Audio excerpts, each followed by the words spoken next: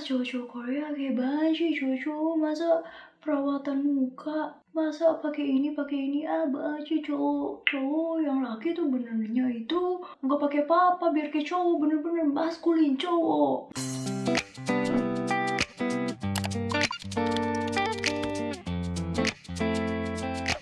Annyeonghaseyo, Purasem입니다. Hari ini aku akan nge-share ke kalian tentang kebiasaan positif yang bisa kita tiru dari masyarakat Korea Selatan. Beberapa kebiasaan-kebiasaan positif ini yang benar-benar aku rasain dan aku lihat orang Korea di sekitarku juga melakukan ini. Menurutku, orang Indonesia juga kalau bisa ngelakuin kebiasaan ini juga pasti bakal lebih bagus lagi. Jadi apa aja?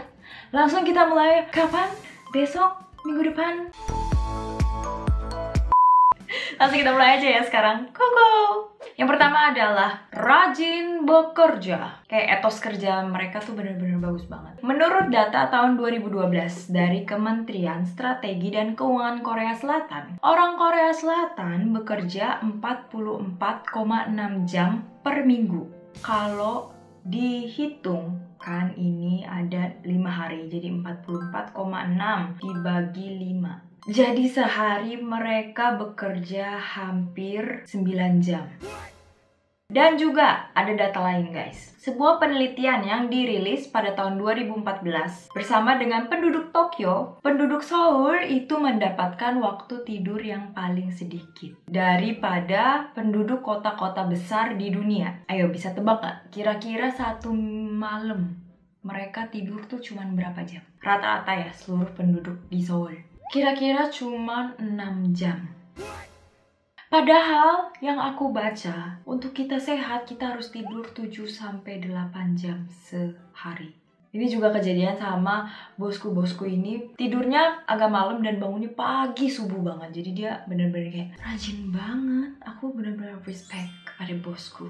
Dan yang kedua adalah mereka sangat on time. Jadi waktu itu aku pernah punya kejadian, aku janji sama temen di Korea, kita janjian sebut aja jam 7. Kalau ketemuan jam 7 ya selayaknya orang Indonesia berpikir mungkin telat-telat dikit gak apa-apa ya, jam 7 lah, 7 pengepas itu kan. Soalnya aku juga sebelum itu udah tahu pasti orang Korea ini on time, jadi aku pas datang jam 7. Terus kemudian sebelum jam 7, 6.50 udah di Kakao Talk. Kamu udah di mana? Aku udah nyampe. Loh, janjiannya bukannya jam 7. Oke, mulai dari situ aku tahu bahwa setiap ketemu sama orang Korea itu pasti harus on time. Kalau bisa sebelum dari jam yang sudah dijanjikan itu, kalian harus bisa datang dan sampai bertemu dengan mereka. Jadi kayak mereka benar-benar menghargai waktu banget.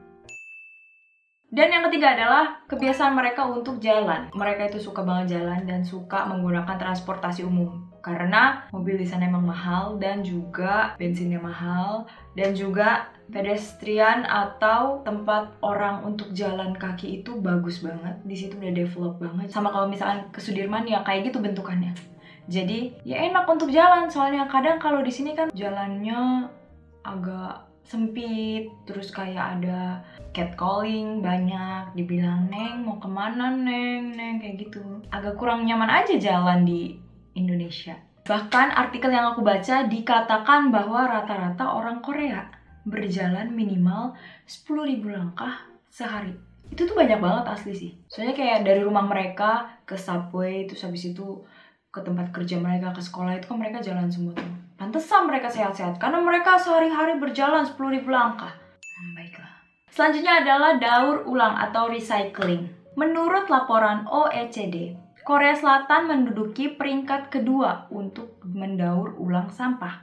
Jadi orang Korea ini sangat mahir untuk memilah sampah menjadi 3 kategori. Yang pertama itu sampah umum, sisa makanan, sama barang-barang yang dapat didaur ulang kayak kantong plastik, botol kaca, kaleng aluminium, dan lain-lain. Sebenarnya ini juga berkaitan sama pemerintahnya nggak sih? Dari awal memang sudah ditetapkan harus memisah-misahkan. Aku pernah nonton, siapa sih? Jadi kayak ceritanya buang sampah, misalnya sampah susu nih, kayak Greenfield. Greenfield itu kan kayak ada karton gitu kan, susu karton. Nah, kalau kita biasa buang ya buang aja. Tapi kalau mereka tuh harus benar-benar buang susunya, dicuci, terus dipotong, dirapihin, terus kemudian baru dimasukin ke plastik sampah. Habis itu plastik sampahnya juga dipisah-pisah lagi kayak gitu. Kalau di sini kayak memang udah ada beberapa tempat sampah yang udah ada pilihannya, kayak yang bisa didaur ulang, yang tidak bisa, yang kayak gitu. Tapi pada akhirnya itu sampah-sampah digabungin lagi. Ini PR banget sih buat pemerintah, bagaimana cara supaya sampah ini kayak dipisah-pisah gitu. 구독, 좋아요, 댓글, 알림 설정까지 부탁드립니다. 빨리! Kemudian next, menjaga kebersihan diri, spesifik ke sikat gigi. Ini benar-benar aku rasain banget sama teman-teman Koreaku. Kayak sebagian besar orang Korea itu suka banget sikat gigi. Kayak sehari itu bisa 3 kali, bahkan abis makan pun sikat gigi. Jadi nggak aneh kalau misalkan kita ke restoran Korea yang otentik ya, bukan ala Korea, tapi benar-benar ke restoran Korea yang sajangnim atau bosnya orang Korea, yang benar-benar orang Koreanya yang makan di situ. Itu kalian bisa ngeliat bahwa di kamar mandinya, di wastafelnya itu ada sikat gigi. Atau kalau misalkan nggak ada sikat gigi, itu ada mouthwash, supaya kalau udah habis makan, cuci mulut supaya maksudnya lebih fresh. Kalau kita ke restoran Indonesia, nggak ada yang kayak gitu. Nggak ada mouthwash, nggak ada odol, nggak ada sikat gigi kan. Kalau paling ya cuci tangan aja, betul.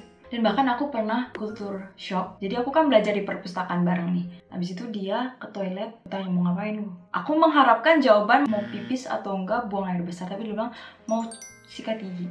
Terus dia sikat gigi aja di wastafel perpustakaan. Kayak sebagai orang Indonesia kayak aneh banget gitu. Hah, lu sikat gigi di wastafel tempat umum? Aneh, tidak biasa untukku. Dan kemudian next ada ini yang saya sangat suka, dan pasti kamu juga suka. Jadi ada yang namanya service di restoran. Kalau bahasa Koreanya kan 서비스, tapi kalau di Indonesiain lebih ke makanan gratis atau free dish.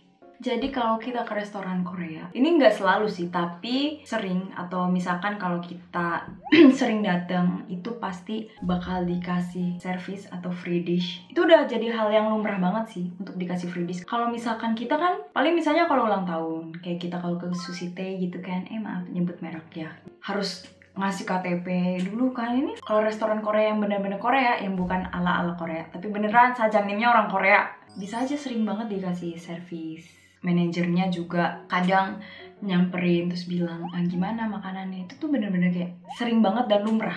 Bahkan kadang jadi kalau tidak ada servis kayak kita kecewa, kayak kan biasanya dikasih servis. Kayak gitu loh guys. Tolong restoran di Indonesia minta servis dong. Kemudian poin yang terakhir adalah laki-laki yang merawat diri mereka. Ini aku juga poin yang paling aku suka, karena kebersihan adalah sebagian dari iman. Betul guys, betul kan?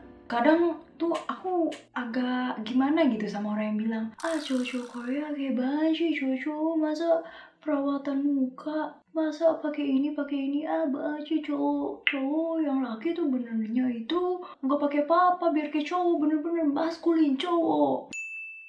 Kalau misalkan cowok mau merawat diri, mau jadi lebih ganteng, mau jadi lebih halus dengan perawatan, ya menurutku ya why not. Malah cewek lebih suka cowok yang merawat dirinya daripada yang kayak mukanya lusuh, jerawatan. Terus dengan kayak gitu mereka tidak mau berusaha untuk menjadikan diri mereka menjadi lebih baik. Itu kan kayak aneh banget guys. Maaf kok jadi saya curhat ya. Lanjut, aku bacain artikel ya. The Washington Post pernah menulis bahwa pada tahun 2015 para pria asal Korea Selatan adalah pria yang paling gemar berbelanja skincare dan kosmetik. Nilai industri perawatan wajah pria di Korea Selatan mencapai 1,5 miliar dolar. Wow! Pelembab, sabun muka, dan masker wajah adalah 3 produk yang biasa digunakan oleh laki-laki Korea. Sebagian dari mereka itu menggunakan BB cream, krim wajah yang mengandung pelembab, foundation, dan tabir surya. Jadi intinya kayak simple aja gitu guys. Sebenarnya menurutku tuh pelembab, terus kayak sunscreen, ini hal yang penting banget. 2 hal yang tidak bisa di skip. Tidak boleh cowok kamu harus merawat diri supaya jadi lebih ganteng. Oke guys, sekian dulu perbincangan saya menurut kebiasaan positif orang Korea yang patut kita tiru demi kebaikan kita. Dari beberapa poin yang tadi udah aku jelasin, menurut kalian kebiasaan positif mana yang orang Indonesia harus ikuti? Tolong komen di bawah ya. Jangan lupa untuk 구독, 좋아요, 댓글, 알림 설정까지 부탁드립니다. 다음에 봐요. 안녕.